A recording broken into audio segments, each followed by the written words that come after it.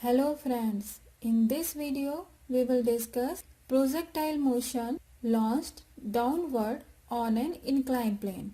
Please make sure you watch projectile motion part 1 to part 8, then go ahead with part 9. Suppose we have an inclined plane which is inclined at an angle theta. Suppose a ball or a particle is thrown downward from the top of the incline with initial velocity u and at an angle alpha from the incline. So projectile will follow a curved path like a parabola, and you know gravity or gravitational acceleration is acting downward all the time on the particle. In the last video we had discussed how to set up a frame of reference on the inclined plane. The same way we will take initial point as the origin, and parallel to incline would be the x-axis and perpendicular to the incline would be the y-axis. For convenience you can rotate page so better understand x and y components. Now we will break velocity vector u and acceleration vector g into x and y components. Along the y-axis it would be uy, and along the x-axis it would be the ux. Ux equals u cos alpha because this component is adjacent to angle alpha, and the other one uy would be u sin alpha. Now we have to break gravitational acceleration g. For that, along the x-axis it would be gx, and along the y-axis it would be gy. Look at this right angle triangle. This angle is theta and this one is 90 degree. So this must be 90 minus theta, and this is also 90. So this angle would be theta. So as this angle is theta and gy adjacent to theta, so gy would be g cos theta. Our gy is the acceleration in the y direction, and ax is the acceleration in x direction, which is gx, and value of gx is g sin theta. You can see gx is along the positive x-axis, so it would be positive g sin theta, while gy is along the negative y-axis, so gy or ay would be minus g cos theta. So we made a table for x components and y components.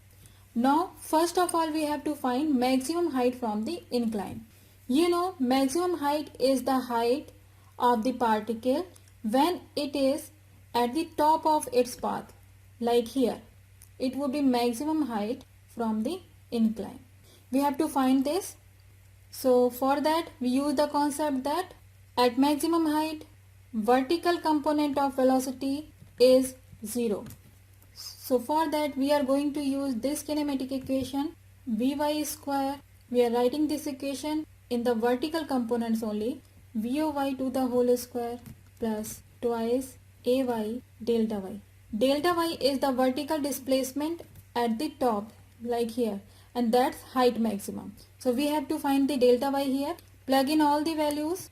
voy is the initial vertical component, which is uy, so it would be u sin alpha plus ay equals to minus g cos theta and delta y.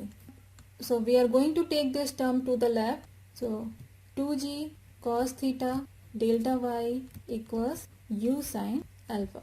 So this will give us delta y equals u sin alpha divided by 2g cos theta. So delta y is the maximum height. So this is actually the formula of height maximum. You can use this formula to find the maximum height on the inclined plane. But I will suggest you to practice using kinematic equation so that you don't need to memorize this complicated formula. Next we have to find time of the flight. So time of the flight is the time taken by particle from initial point to the final point. So from this point to this point. So it is also called as total time taken by the particle. So for that I am going to use displacement equation for vertical components, like delta y equals v naught y times t plus half ay t square. And you know initial point and final points both are at the same height from the inclined plane. So delta y equals to 0. V naught y is initial vertical component, which is u sin alpha. T is the total time or the time of flight, plus ay is the vertical acceleration component, which is minus g cos theta times t square. Let's rearrange this equation. So taking this term to here, so it will be half g cos theta times t square equals u sin alpha t. One t got cancelled. T equals u sin alpha times g cos theta. So 2 is on the top. So we got this equation for the time of flight. In the problem, you will be given initial velocity u, inclined angle theta, and the projection angle alpha. You can plug in these values over here and solve for the time of the flight. Next we have to find range.